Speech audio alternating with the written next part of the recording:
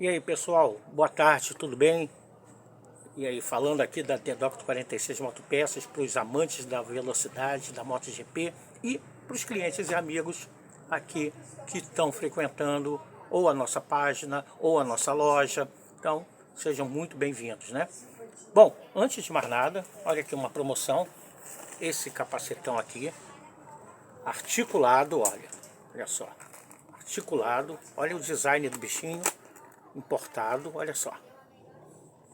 Ele tem também a viseira escura, acionada aqui por botão, tá vendo? Ó, tá vendo? Beleza? Esse capacetão aí tá saindo a R$ 549. Nós temos aí apenas 4 a 5 unidades, preto fosco, então corre que está anunciado na internet.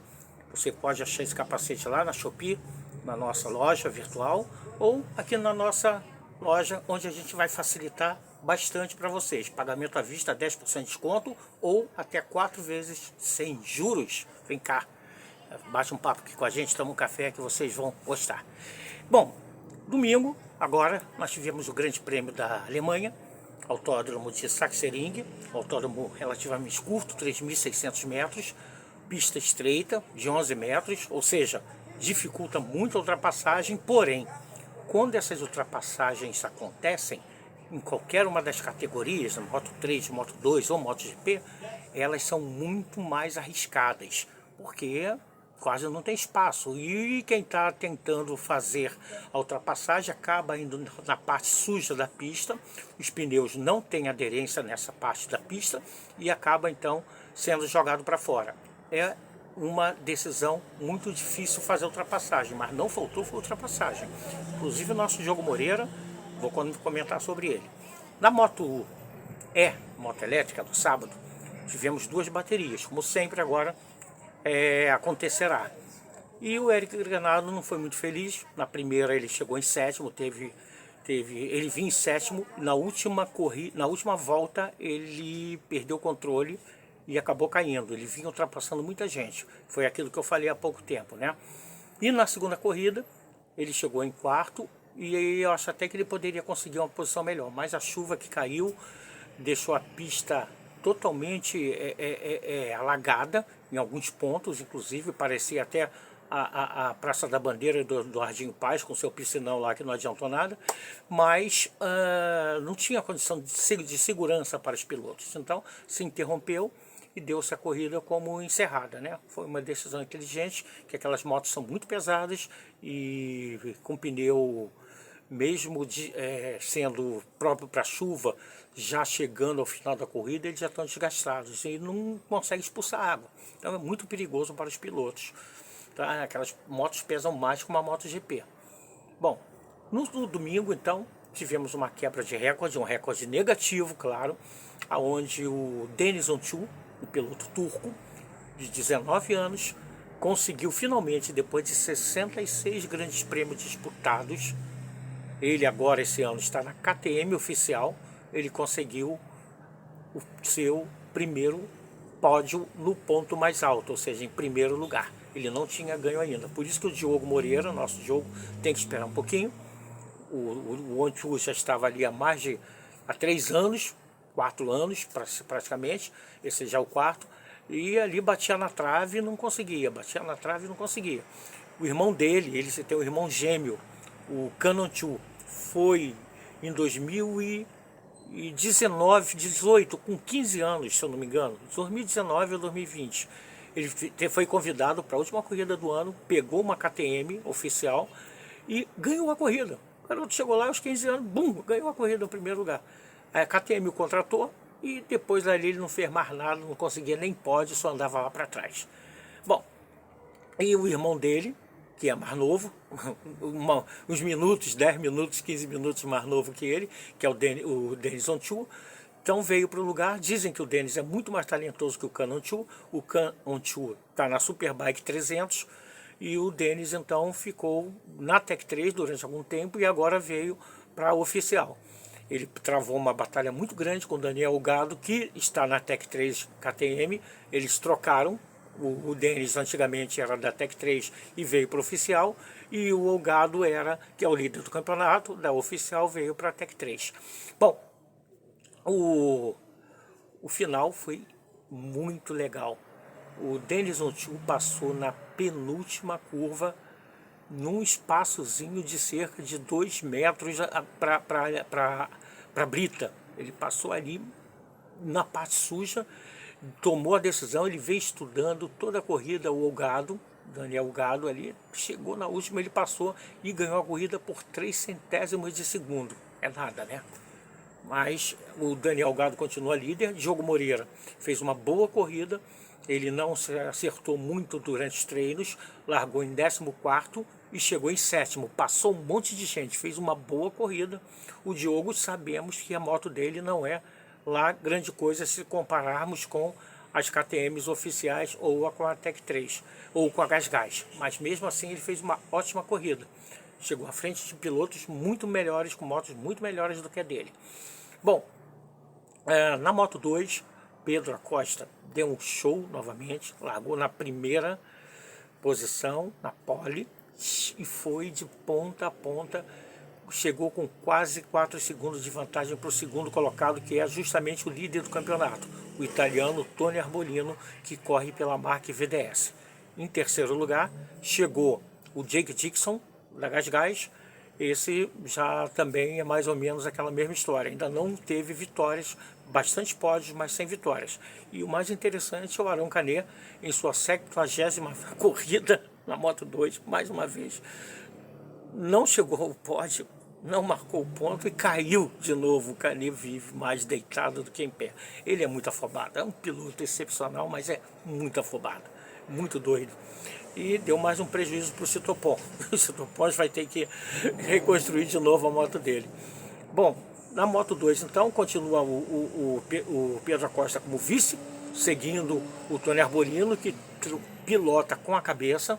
Tem gente dizendo que o Tony Arbolino pode ser uma surpresa no ano que vem na Yamaha, para o lugar do Franco Morbidelli. O Morbidelli diz que não acredita que a Yamaha vai dispensá-lo, mas se for, ele já tem seu plano B. Vamos aqui já falar sobre isso, né? Bom, vamos chegando na Moto GP, vamos falar aqui primeiro numa situação curiosa quanto aos japoneses, Honda, Yamaha, Suzuki. Bom, em primeiro lugar, a Suzuki, a gente sabe que vinha, ninguém esperava que a Suzuki, que vinha melhorando. Para ter uma ideia, ela ganhou a última corrida do ano com a Alex Rins, e a Suzuki decidiu se retirar o ano passado da MotoGP. Estranho, né? Eu não sou especialista em economia japonesa, mas acho que alguma coisa está acontecendo por ali. A Suzuki decidiu, por custos, não correr mais. A Yamaha já vinha sofrendo com o seu rendimento em relação aos motores V4, e a Yamaha já decidiu que não quer investir no motor V4, o motor da Yamaha é o motor em linha, um cilindro atrás do outro, os 4 cilindros. E aí você tem as outras marcas, os motores são em V, um cilindro aqui, outro aqui, outro aqui. Motores em V, com potências muito maiores. E a Yamaha decidiu que não vai investir dinheiro em novo motor. Acho até que em parte a Yamaha pode ter razão, e vou explicar por quê. A Honda está no inferno astral. O Marques se acidentou em 2021, não pôde mais desenvolver a moto. As motos a gente sabe que eram feitas para o Marques, e agora esse ano o Marques, no final do ano passado, esse ano o Marques voltou. No final do ano passado ele voltou, mas ainda não estava bem. Ainda ficou afastado, ainda fazendo alguns tratamentos. Esse ano ele volta e não é mais o mesmo Marques, até porque a Honda não entregou a ele uma moto como ele esperava, mesmo porque ele não desenvolveu essa moto. Quem desenvolveu essa moto aí foi o Paul Espargaró, que inclusive está agora afastado, né? Caiu lá na GasGas, com um acidente seríssimo. Não acredito nem que ele volte a correr, tá? Que foram acidentes muito sérios, problema na coluna. Bom, a Honda, para vocês terem uma ideia, só correu com uma moto, Takaki Nakagami, que é o último dos 4 pilotos. Alex Rins está internado, ainda não operou, vai ter que operar a perna que ele fraturou em 2 locais. O Juan continua ainda com o punho também fraturado, afastado, deve ser substituído a partir da semana que vem pelo Iker Lecuona, que é um piloto Honda da Superbike. E o Marc Marquez tomou 7 tombos só esse final de semana. Para vocês terem uma ideia, o Marquez já tomou 19 tombos só esse ano. Só esse ano.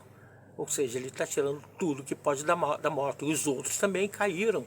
Tem alguma coisa errada na Honda. A Honda só saiu com uma moto e Yamaha com 2. Em um grid com 20 motos, você só tinha 3 japonesas, 2 Yamahas, que a Yamaha está sem equipe satélite também, e uma Honda só.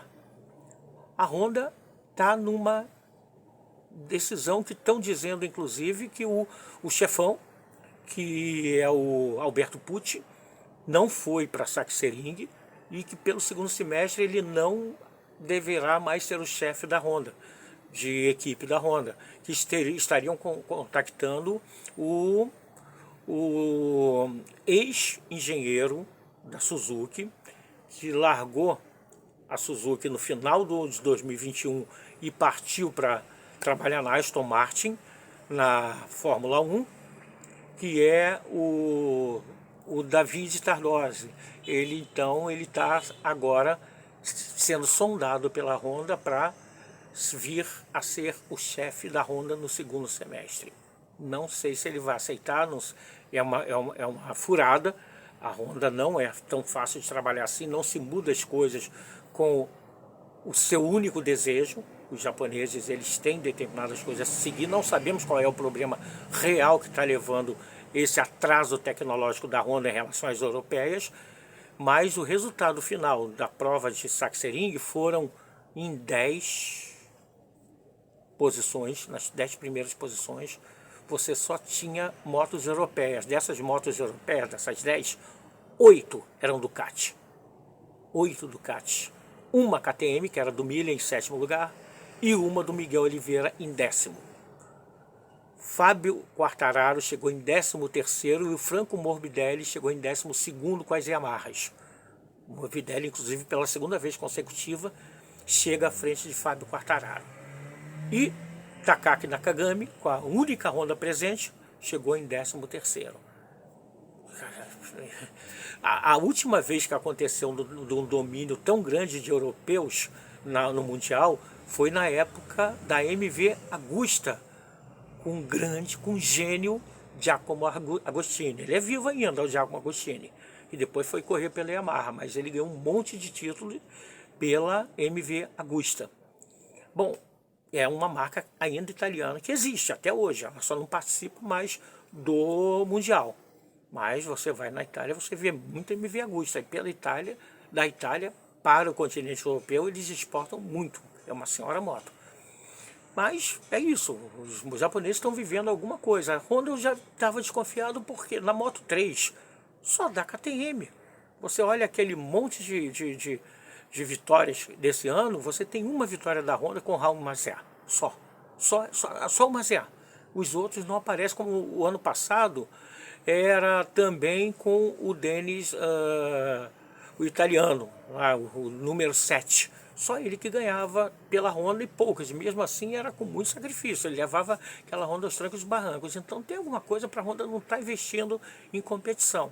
Não sabemos exatamente o que está acontecendo, mas algo estranho está acontecendo.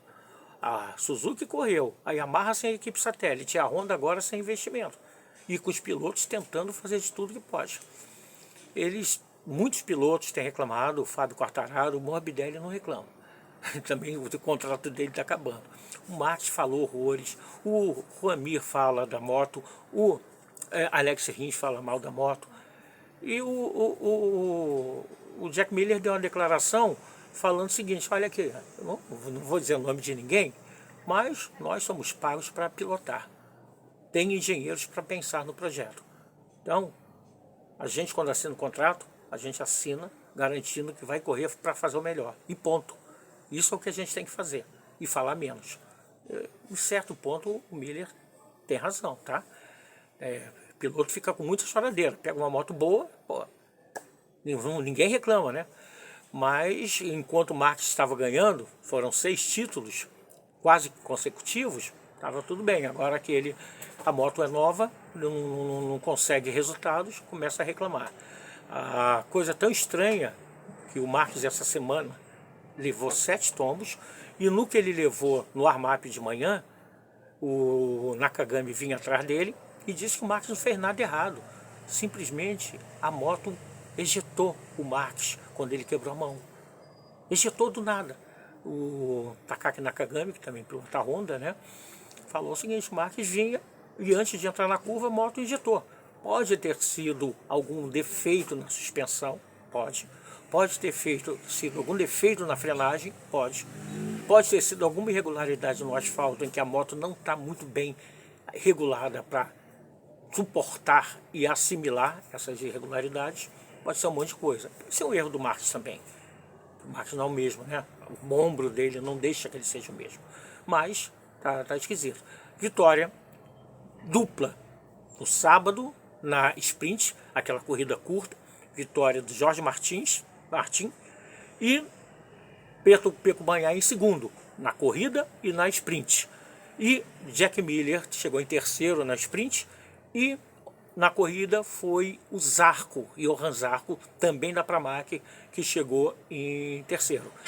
Na corrida, então, nós tivemos os 3 Ducati no primeiro, segundo e terceiro, as 3 2023. Não teve mais o Bezzecchi com seu sucatão 2022, chegou na 4ª posição. Uma bela corrida do Bezzecchi. Hoje em dia, então, o Peco Banhaia tem 160 pontos, o Jorge Martin vem logo atrás com 144 e o Marco Bezzecchi com 136 em terceiro. Só Ducati, né?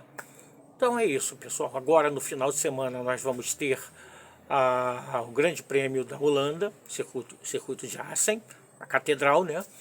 Um dos mais tradicionais do mundo, onde tem histórias, tem mais de 50 grandes prêmios disputados ali em Assen, uma pista que o Valentino Rossi gostava muito, e vamos ver, né, o que vai acontecer.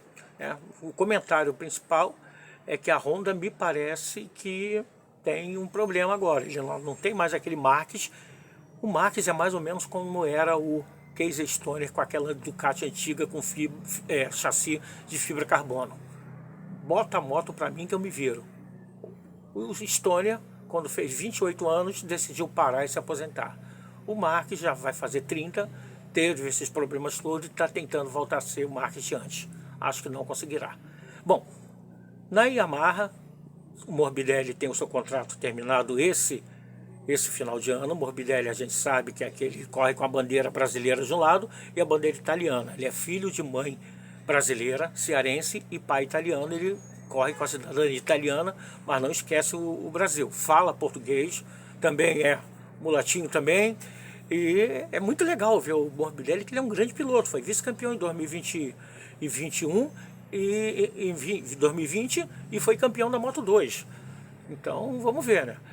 Uma coisa que está se ventilando é que se ele sair da Yamaha, se realmente a Yamaha contratar o Tony Arbolino, teria uma vaga para o Morbidelli, Franco Morbidelli, na equipe do Valentino Rossi, no lugar do Marco Bezzecchi, que iria para a Pramac Ducati do ano, né, que é aquela que recebe a moto nova, a Pramac, no lugar do Johan Zarco. O Zarco também até hoje não consegue ganhar nada na MotoGP, não deu corrida nenhuma. Um bom piloto tal, mas já está seus 33 anos já. Acho que não vai se esperar muito mais dele não, tá? E a Aprilia caiu muito, né? A Aprilia, disse, o Alex Espargaró falou que a gente tem que rever o projeto todo para ver por que nós estamos tanto atrás da Ducati, que eles vinham pau a pau no ano que passou. Foi um salto de qualidade danado, né? E é isso então, pessoal. Semana que vem a gente está aqui para falar sobre Assen. Um abraço.